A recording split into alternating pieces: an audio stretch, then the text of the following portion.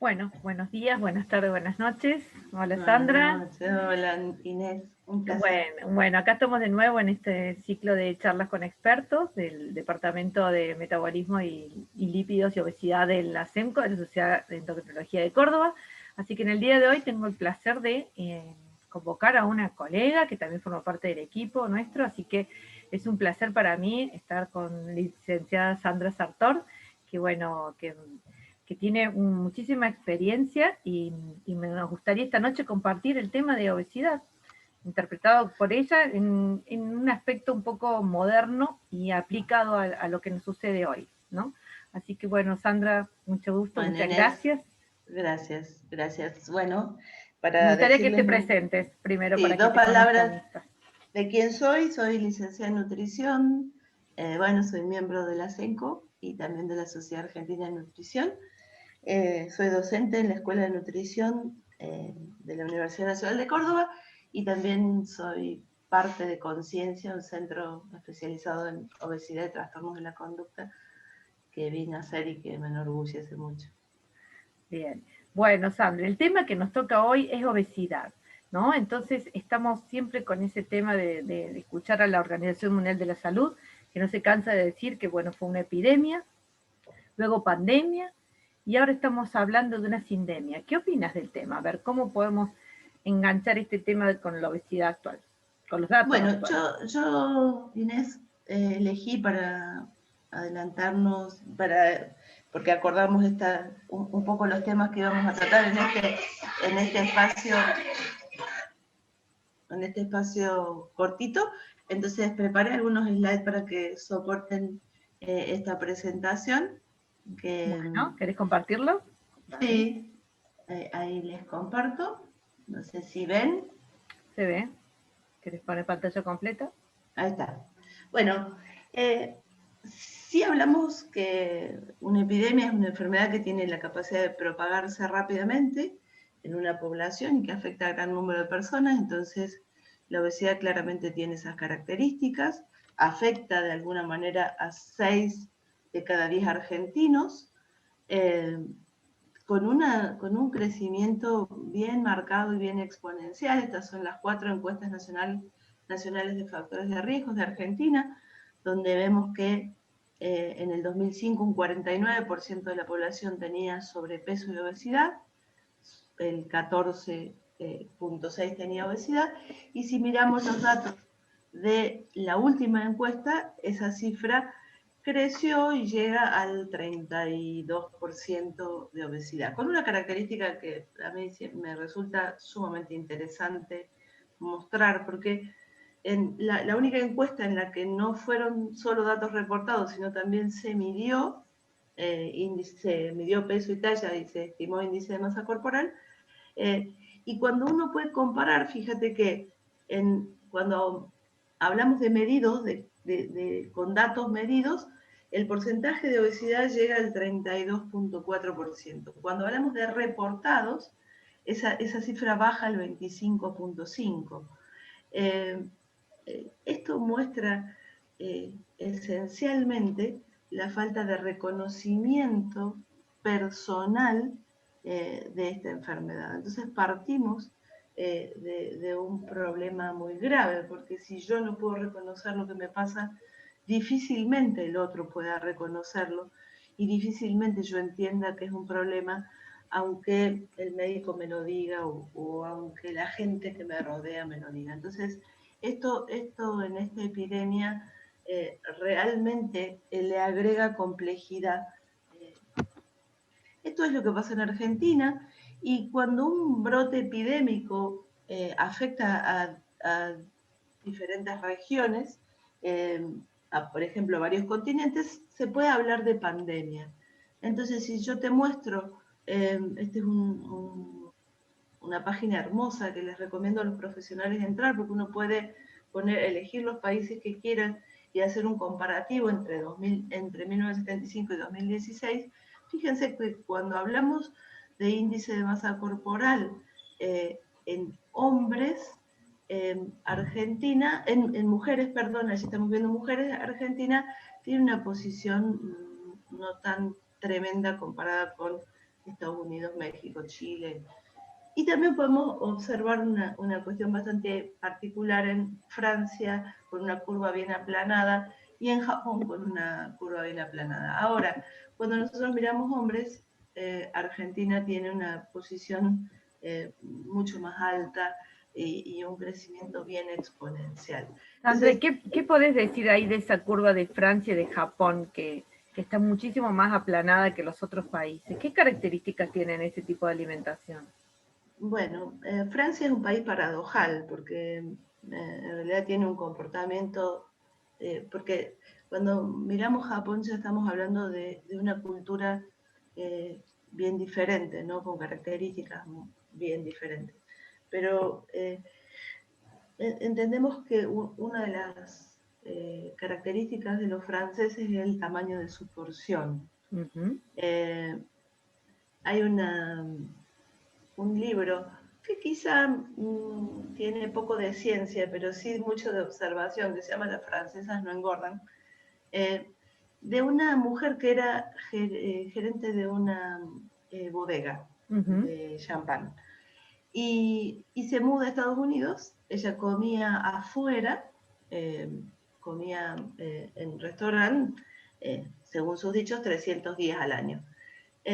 Cuando se muda a Estados Unidos, en un lapso muy breve, engorda 8 o 9 kilos.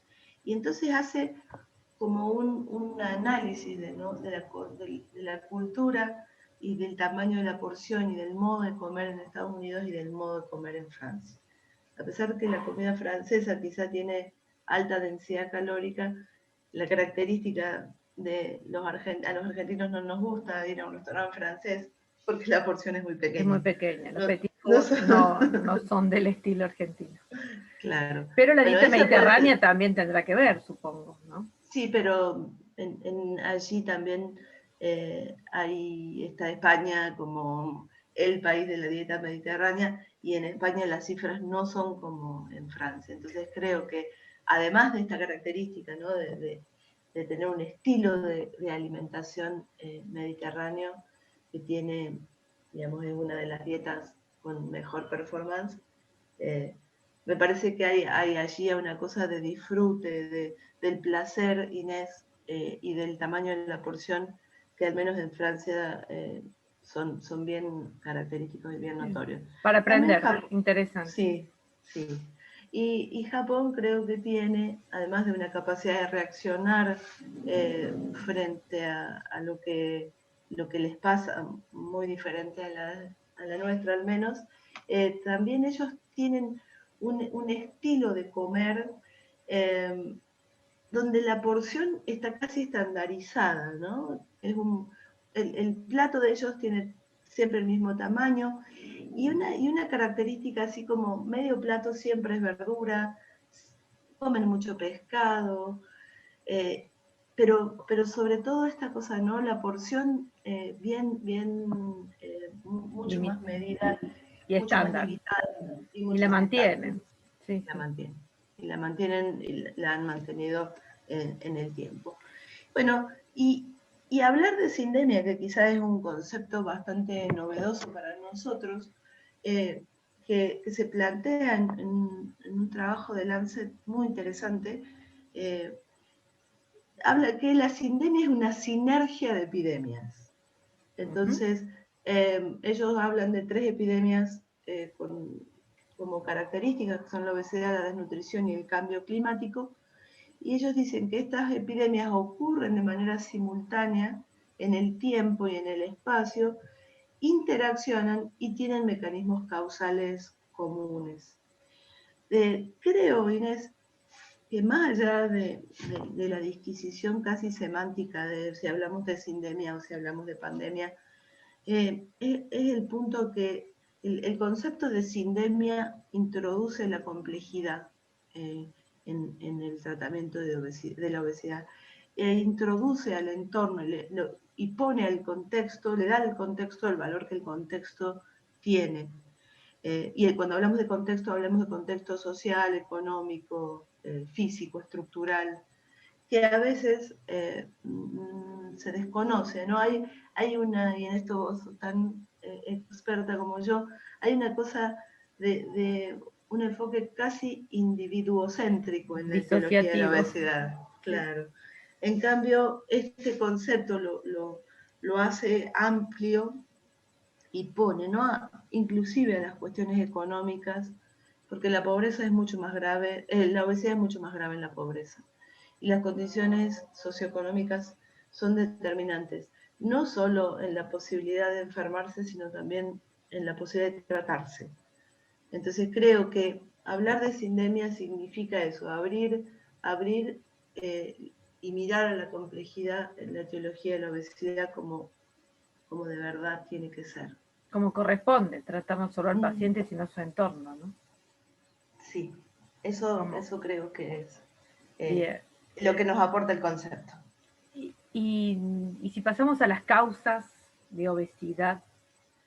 Y si pasamos a las causas, la idea es que podamos solo dejar este concepto de evolucionar este concepto, ¿no? Del balance energético desde una visión absolutamente simplista, homeostática y centrada en el individuo, a un balance energético que sí está siempre en el centro de,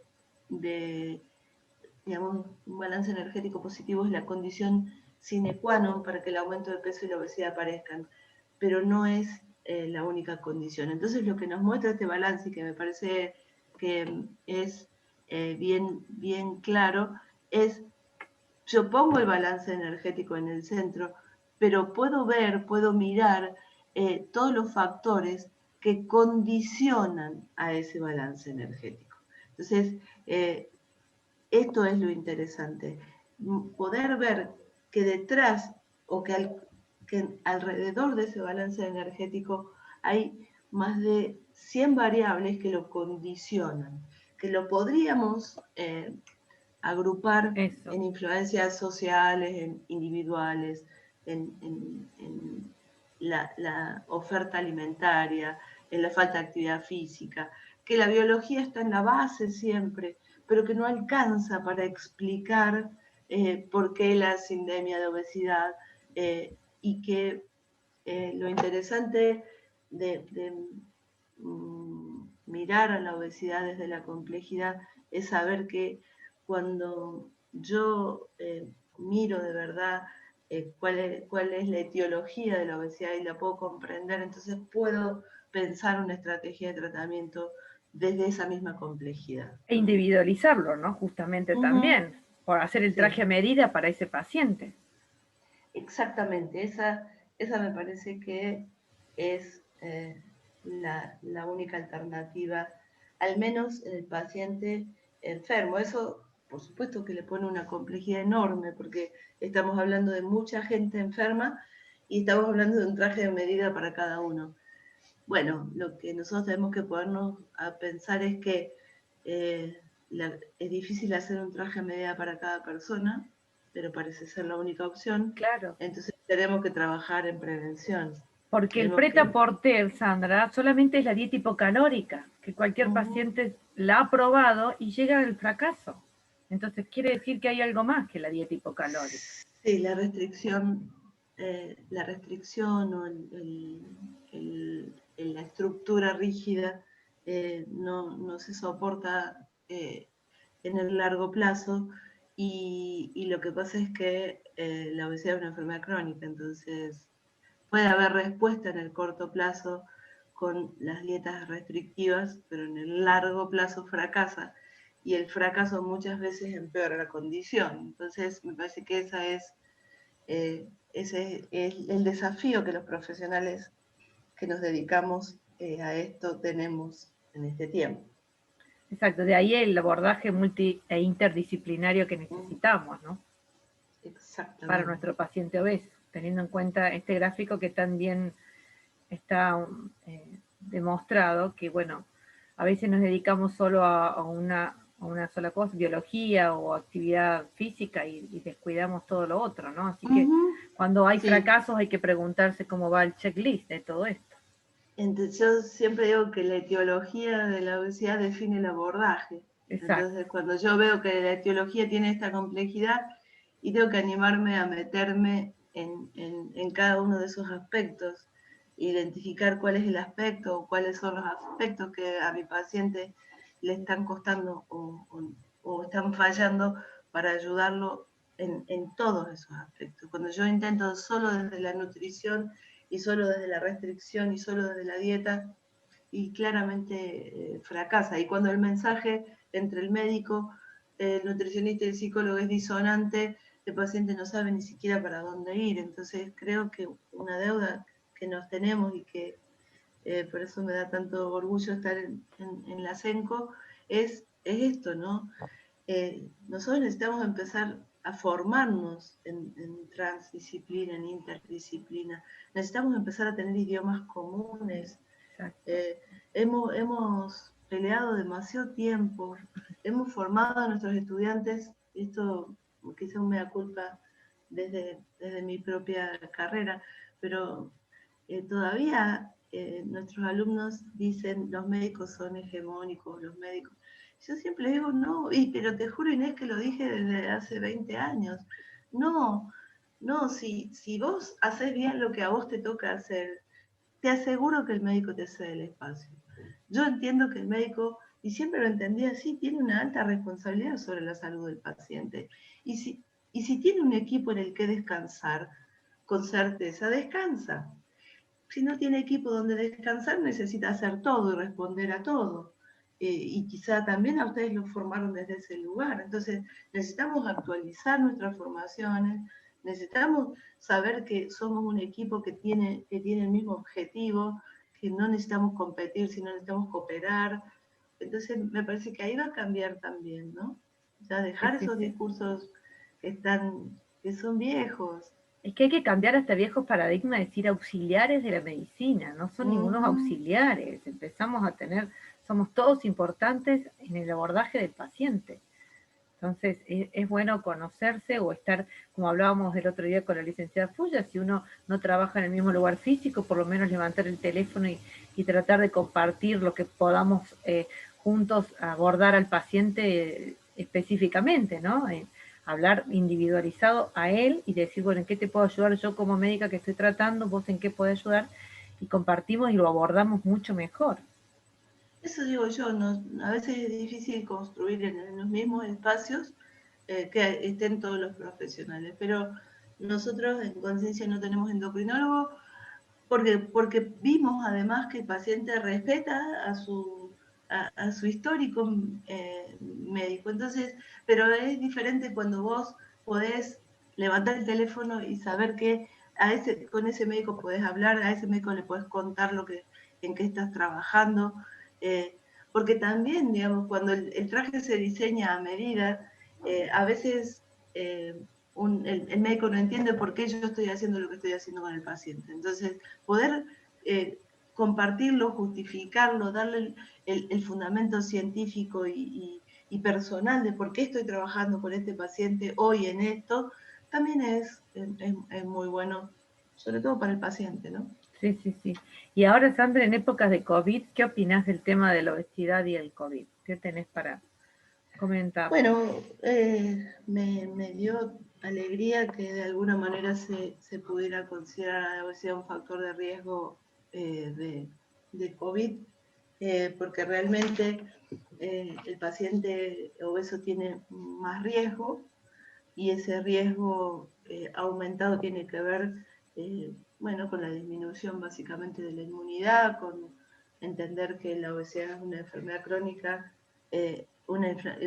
cursa con una inflamación crónica de bajo grado, con citoquinas que están empeorando el funcionamiento de todos los órganos y tejidos, y el COVID también de alguna manera tiene esas características. Entonces, me parece que lo trascendente es esto, ¿no? Tener claro que el paciente obeso es un paciente con mayor riesgo cuando contrae esta enfermedad, de contraerla, y cuando la contrae, de tener un peor pronóstico. Leía un trabajo que se hizo sobre casi 400.000 pacientes que mostraba que eh, los pacientes obesos tienen 113% más riesgo de hospitalización, 74% más de riesgo de entrar a la unidad de cuidados intensivos y un 48% más de posibilidades de morir, paciente que tiene COVID. Entonces, me parece que el mensaje es ese, ¿no? Paciente Sí. obeso, más riesgo, paciente obeso infectado necesita más cuidado, mucho más cuidado.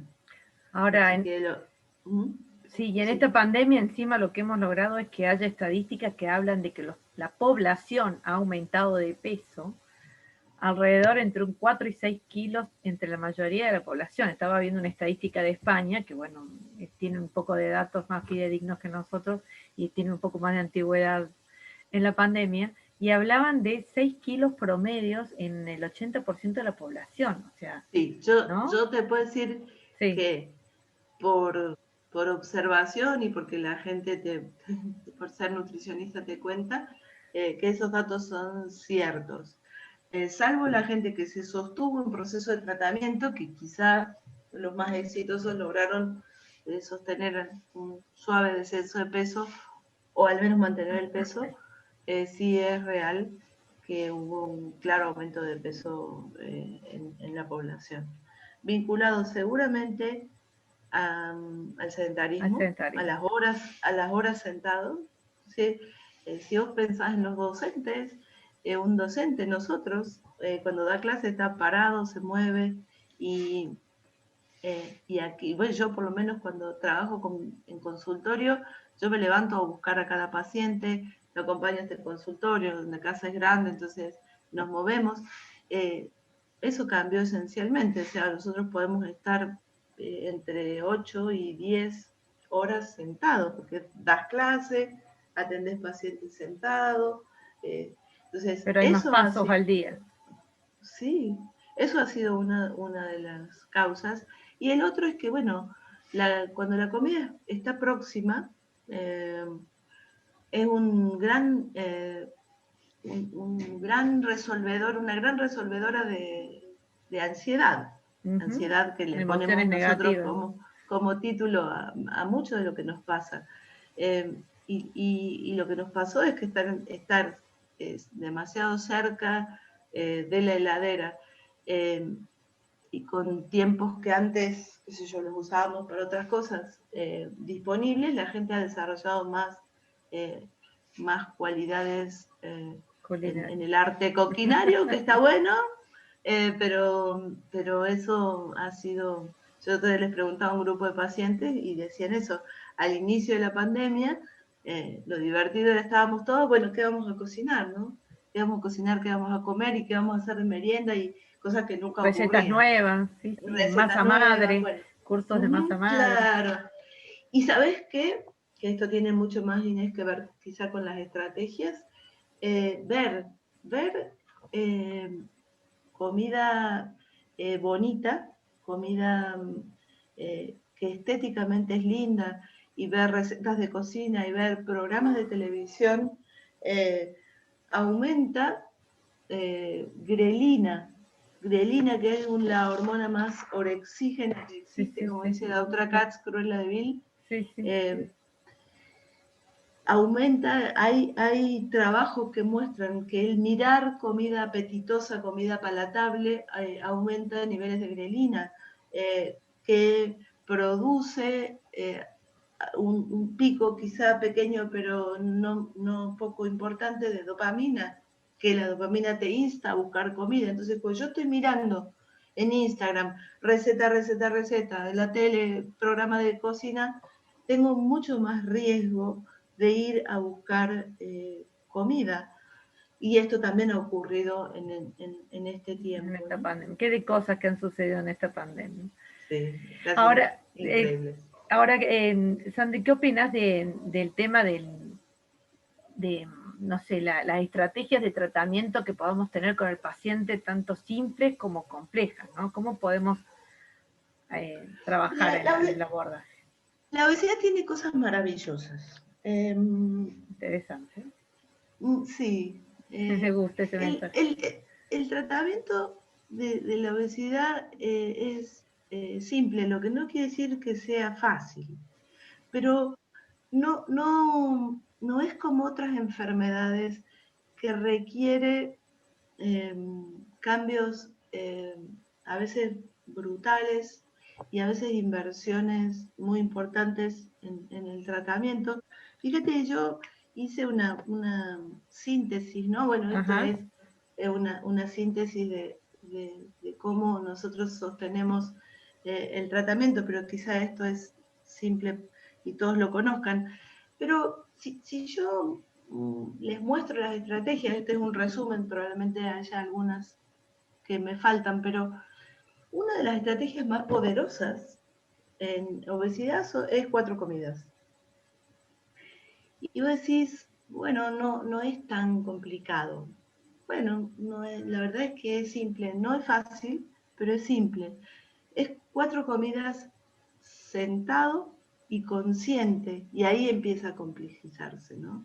Es cuando yo puedo sentarme a disfrutar el plato de comida que armé. Esto de armar el plato, que lo vemos, ¿no? Seguramente todos conocen la estrategia del plato, mitad del plato verduras, un El cuarto plato de proteína, Harvard, el plato el plato de saludable de Harvard, Harvard que hizo. sí, adoptado por muchos, donde esto, un cuarto de hidrato, un cuarto de proteína, medio de verdura. Eh, Esto produce un cambio muy fuerte para nosotros, por ejemplo, las nutricionistas que toda la vida calculamos calorías, ¿no? Y entonces eh, insistíamos con 110 gramos de bife, 60 gramos de lechuga. Bueno, para mí eso en obesidad, no estoy hablando de otras patologías, en Patología. Sí, obesidad sí. está perimido. Yo necesito, el primer paso es que mi paciente pueda armar su plato, eh, un plato, no lleve la fuente a la mesa, arme el plato en la cocina y que la cantidad, al menos en el inicio de tratamiento, porque el tratamiento de la obesidad es un proceso donde yo necesito ir cambiando una conducta alimentaria que se fijó, Inés, en mi historia, con el modo de cocinar de mi familia, con el modo de comer de mi familia.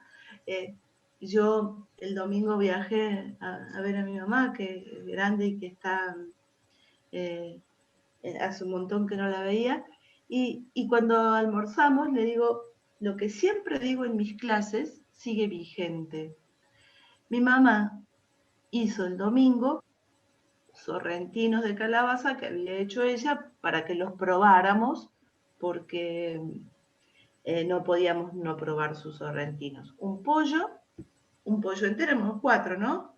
Un pollo entero, papas, batatas, eh, calabaza y cebollas al horno y una ensalada, por supuesto, de lechuga y tomate de su huerta. Entonces, cuando a mí me das un domingo una milanesa con una ensalada, y a mí me parece que está escaso. ¿Por qué? Por supuesto, mi mamá es obesa y venimos de una familia compleja, ¿no? En ese sentido. Pero eso es mi paciente, el que, el que creció en una familia donde se ponía en la mesa una fuente de milanesas donde yo sabía que a mí me tocaban 4. Y de pronto yo le digo, no, tu milanesa es de 110 gramos. Ese cambio es tan brusco que es insostenible. Entonces, es un proceso donde yo digo, el marco es el plato. Elegí vos la milanesa, ponerle la cantidad de puré que vos creas, llenarlo, trata de llenarlo con ensalada, hasta que el paciente puede, por supuesto, reentrenar su mirada. Y conocer una Entonces, nueva realidad. y conocer un nuevo modo más sano, con un vínculo mucho más sano. Entonces, por eso nosotros no creemos en esta cosa de prohibir, porque lo prohibido aumenta el deseo, porque yo soy un humano y los humanos vamos a cumpleaños y en los cumpleaños se come torta. Entonces yo puedo un año ir a un cumpleaños y no comer torta, pero toda la vida voy a ir al cumpleaños y no voy a comer torta. Yo puedo elegir qué torta de todas las que hay me gusta más y comer la porción más adecuada, eh, pero, pero eso es parte de un proceso en el que además necesito estar acompañado, en el que además necesito equivocarme y que nadie me juzgue, porque también pasa esto, ¿no? Que esta es la estructura y si no la haces, eh, yo te condeno. Y no se trata de eso. Yo siempre digo a los pacientes, cuando estás peor es conmigo, cuando estás bárbaro es sin mí capaz, pero cuando no te sale, cuando te equivocás, cuando estás buscando en la comida cosas que la comida no puede darte, ahí estamos nosotros para ayudarte. Ahora, qué Es que, importante lo que vos decís, cuánta educación se necesita, Sandra, porque sí, ahí empieza una psicoeducación, digamos, un camino, ¿no? Paralelo al un plan de alimentación. uh-huh, donde Por, cada uno de nosotros tiene un rol trascendente, ¿no? Yo trabajo esto, el psicólogo ve claramente el vínculo que ese paciente tiene con la comida, que es un vínculo complejo, siempre es complejo y que hay que también reestructurarlo, y el médico va a estar ahí sosteniéndome, porque hoy que tenemos fármacos, necesitamos fármacos para que el paciente pueda hacer este cambio profundo. Necesitamos soporte, necesitamos validación de lo que está haciendo, necesitamos cuidado, necesitamos que su medio interno esté controlado y esté eh, saludable. Y necesitamos a veces que el médico diga, bueno, este paciente tiene que ir a cirugía porque agotamos los recursos, pero, pero fruto de un trabajo donde todas estas estrategias, para mí esto quizá es muy personal, tienen que elaborarse antes de llegar a la cirugía. Entonces la cirugía, que para mí es un recurso sumamente válido, eh, resuelve, sino a veces termina también siendo un fracaso. El paciente tiene que apropiarse de cosas, tiene que hacer cambios, tiene que haber probado primero medicación y haber trabajado todos estos aspectos para poder decir, bueno, ya hice lo mejor que pude, lo hice durante 2 años, lo hice con un equipo, el equipo me ayudó, me cuidó y no lo logré, bueno, entonces la cirugía parece como una opción pero, sumamente válida. pero no de primera instancia porque la puedo pagar Sí. y voy y me opero, ¿no? Porque Uh-huh. desgraciadamente uno a veces lo escucha en pacientes que no quieren hacer cambios de hábito importantes y bueno, deciden el camino corto, pero también un camino que va a tener recidiva seguramente. Sí, que puede, digamos, ser, no ser lo valioso que es cuando el paciente llega muy bien preparado. De todos esos puntos que nombraste, todos muy interesantes, cada uno da para una charla especial, Sí. hermosos todos. Me gustaría que si podés, como para cerrar, y que estamos en un momento donde hablamos tanto de la inflamación, ¿qué es la dieta antiinflamatoria? ¿En qué se basa la dieta antiinflamatoria? Bueno, una dieta antiinflamatoria eh, tiene esta característica de la dieta mediterránea, ¿no? Una dieta basada en, en plantas, basada en vegetales, en frutas y verduras. Las frutas y verduras eh, son fármacos en la alimentación. De verdad que si uno lo puede entender, esto de incluir en mi cotidianeidad, incluir en mi desayuno una fruta, aunque parezca un hábito que no es tan nuestro, pero de verdad que tiene mucha trascendencia. Eh, incluir mucho más comida que uno pueda preparar. Después hay alimentos que son muy fantásticos, como son las legumbres, como son las frutas secas, como son las semillas, eh, como es el pescado, que lamentablemente nosotros no tenemos hábito, ¿no? de comer pescado, pero no hay tanta cosa extraña, es comida, es Y si son granos, son ser, integrales, son granos, son integrales, sí, si son, eh, si Aceites de son, oliva, preferentemente, claro, o grasas de buena calidad, grasas de buena como calidad. Palta, palta, aceite de girasol, que también es muy buena, aceite de oliva, porque también a veces, qué sé yo, el aceite de oliva que es maravilloso es tan caro que la gente si no puede acceder siente que no, hay otros aceites, hay aceite de girasol altoleico que tienen muchas ventajas. Y una cosa que tiene que estar clara es que comer saludable no es más caro, ¿no? Para sí. nada. La gente Es se un equivoca concepto que mucho tenemos que con cambiar. eso. Sí, Sí, tenemos que cambiar totalmente. ese concepto. Eh, Porque cuando pedimos delivery, hacemos una inversión tan alta que probablemente eso signifiquen 4 comidas hechas en casa de buena calidad. Sí, seguro. Eh, Una buena entonces, canasta de verdura y frutos, seguro.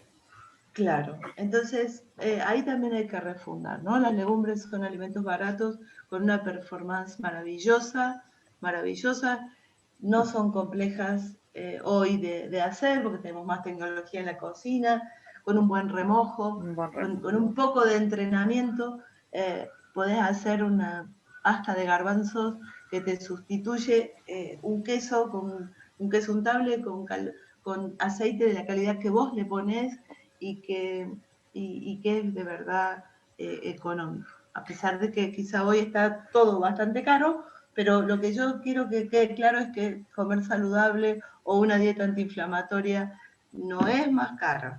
No es más caro que comer delivery. Bien. Incluso no lleva carnes rojas, ¿no? O pocas. Eh, Poca, Pocas. poca. Una vez a Yo la creo semana. que en nuestro país no tenemos que derrotar la carne porque sería un error. La dieta, para mí la mejor dieta es ser vegetariano de tiempo parcial, tener una tendencia a que en la base de mi alimentación sean frutas, verduras, legumbres, cereales integrales y comer un buen asado el domingo, comer un choripán cuando me junto con mis amigos, que tiene que ver con el disfrute, que tiene que ver con la socialización, que también en la conducta alimentaria es fundamental. Y vos me podés decir, pero un obeso, sí, claro, un obeso tiene derecho Tiene derecho.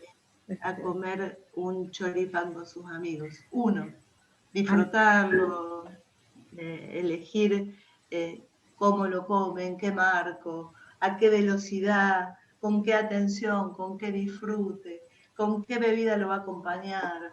Eh, a mí me duele mucho cuando los pacientes dicen no voy a las fiestas de mi sobrino, de mi nieto, porque voy a comer. Y digo, no se puede perder ese momento emotivo tan positivo, tan dopaminérgico por la comida.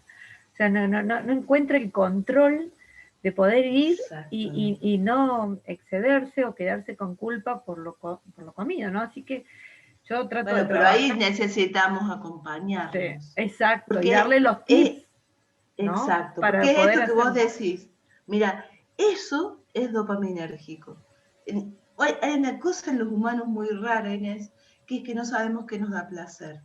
Sí, Y que el placer no es menor, es esencial en los humanos. y El diario. placer nos guía y no necesitamos. Entonces, cuando nosotros empezamos a confundir y a no identificar cuáles son de verdad nuestros satisfactores y nuestros dopaminérgicos, buscamos en la comida, Claro, o en el cigarrillo o en el alcohol o en cosas peores.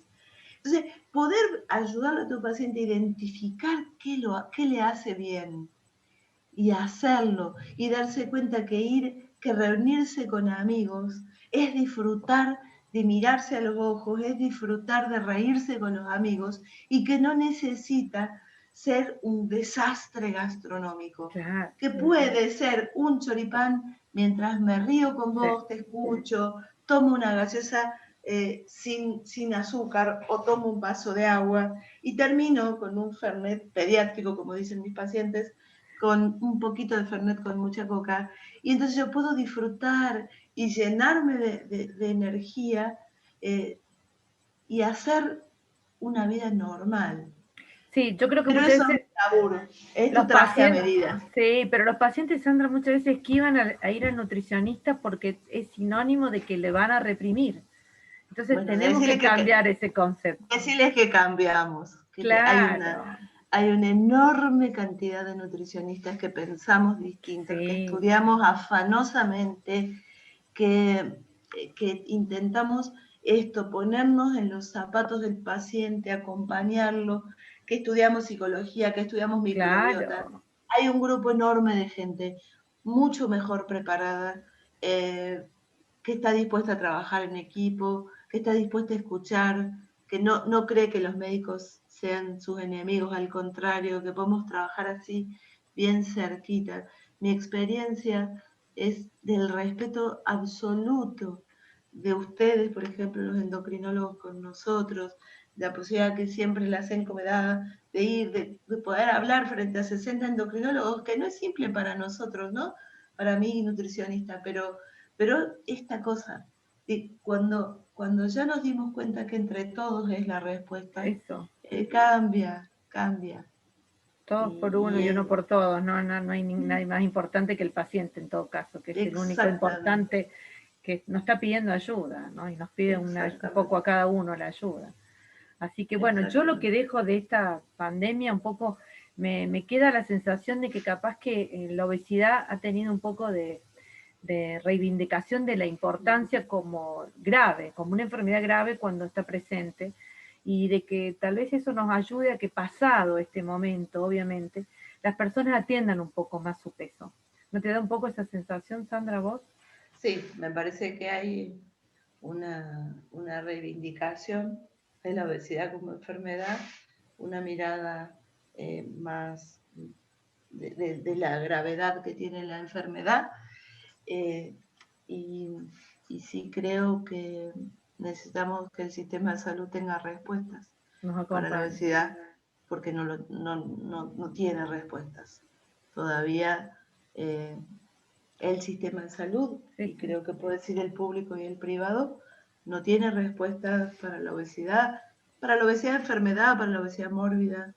Entonces, ojalá que cuando esto que nos ha hecho reaccionar por la gravedad, por la cantidad de gente que afecta, por el daño que les hizo a nuestras personas mayores, pase, se calme, podamos empezar a mirar el resto de las enfermedades que también le están haciendo daño a la población y le están invalidando y para la que no hay respuesta. Ojalá, creo que la pandemia, además de visibilizar la obesidad, visibilizó un sistema de salud que está herido, Ujú. y que estuvo muchos años desatendido y que han sido los Y grandes mundialmente, protagonistas. y Ujú. mundialmente también, ¿no? No, Sin no es duda, solo una sin cuestión duda. de nuestro país, es una cuestión No, de no. cultura hacia la medicina y hacia lo que es el sistema de salud, ¿no?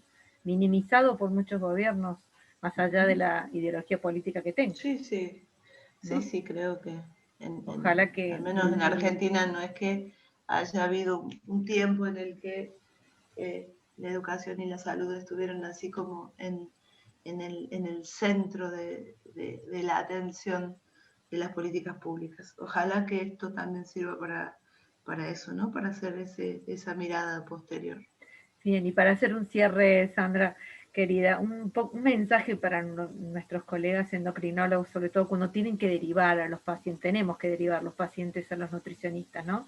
Y muchas veces ya vienen con este comentario que yo te decía que, bueno, que ya han ido, que no le ha ido bien, o que no quieren hacer una dieta, ¿no? Esa palabra que la tienen ahí como asociada continuamente. ¿Cómo crees vos que podemos nosotros, de una manera, guiar al paciente hacia la nutricionista? ¿De qué manera? Bueno, creo que lo primero es que no nos lo entreguen, sino que los acompañen Bien, y, y que estemos juntos chequeando a ese paciente, ¿no? También el médico puede chequear si ese modo de trabajar de esta nutricionista o de este grupo de nutricionistas a él lo convence y lo satisface. perfecto. Entonces creo que ese es un modo. No lo entrego al paciente, lo Lo comparto con acompaño. vos, lo comparto con vos, lo acompaño, lo estoy chequeando. Sé a dónde estoy va. viendo, Claro. sé a dónde va, estoy viendo cuánto, cómo está evolucionando. No miremos más, y esto sí, yo les pido a los médicos, no miremos más el éxito del tratamiento, no midamos el éxito del tratamiento por kilos de peso bajado. Bien. Ampliemos nuestra mirada. Hay muchas más cosas. Es decir, hoy sabemos que éxito, y se me pone piel de gallina, éxito terapéutico en el tratamiento de la obesidad es el descenso de peso del 10%. Eso es todo fármaco que se aprobó en obesidad, Inés, durante nuestra historia tuya y mía de profesionales, no mostró resultados mayores al 10%. Sin embargo, nosotros medimos como un fracaso al tipo de 100 kilos que bajó a 92. Entonces, tiempo. Hay que darle tiempo al paciente para que pueda ir haciendo cambios y validando los cambios. Bien. Validando el cambio.